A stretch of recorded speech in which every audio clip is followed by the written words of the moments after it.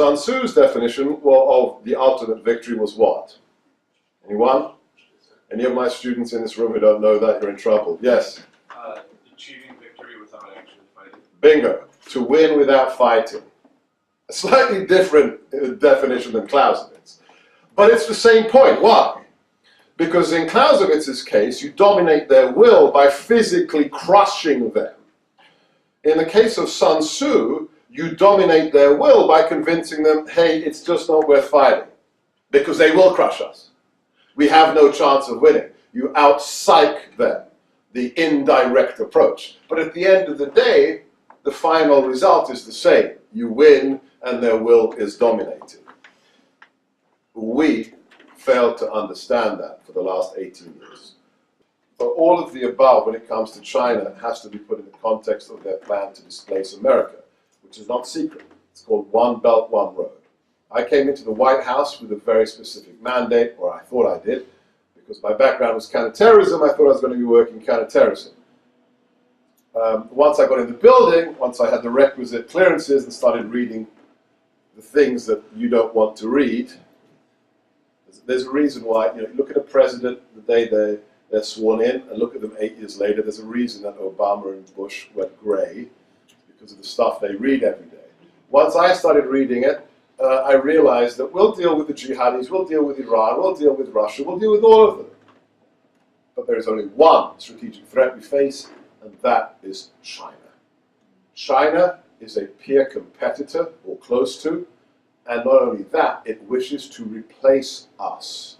For the 100th anniversary of the Chinese Revolution in 2049, they wish to become the dominant hegemon in the world, and they've been working assiduously since Henry Kissinger helped them to achieve that goal, and that's why the president is doing what he is doing right now when it comes to China, trade, and everything else. Stephen, I asked basically that question: what happens if this trade war really escalates? And he started laughing. He said, if we sneeze, China catches the Spanish flu. Right? I mean, if you just look at the equities and you look at the leverage between America and China, we don't need anything China has. Nothing. We need plastic garbage, but we can buy it somewhere else. It's going to cost us more. But we'll make it in Brazil for a few months. We'll make it, in India for a few years. If they don't have our market, gone. It's just gone. They collapse. I mean, as it is, they've lost almost 40% of their stock market. Think about that. 40%. Just in the fears of what we've managed to communicate to them. So the relationship, again, I wanted to discuss this earlier, but you need to understand China's strategic culture is based upon two concepts in historic terms. Number one, Sun Tzu, what did Sun Tzu say? The ultimate victory is winning without fighting. Because he was writing during the period of the warring states. And he didn't want to destroy everybody, because what was he trying to do? Win them over. He wanted to create one empire out of 7 warring states. So if you decimate the next empire, what have you got left to reign? Nothing. You've got, charcoal.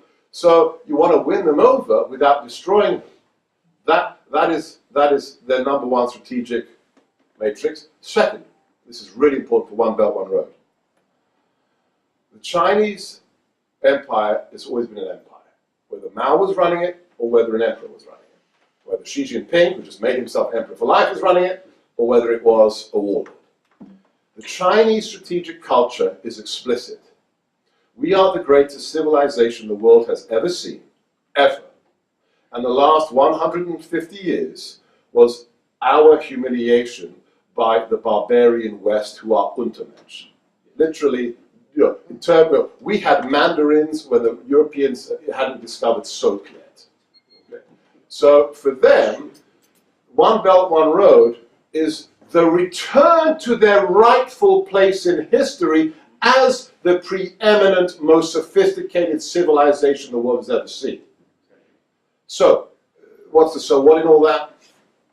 If you want to really deal with China, and this is what the president is doing incredibly, you've got to make them worry about the first scenario. What is China most petrified of? Not military defeat. Civil war.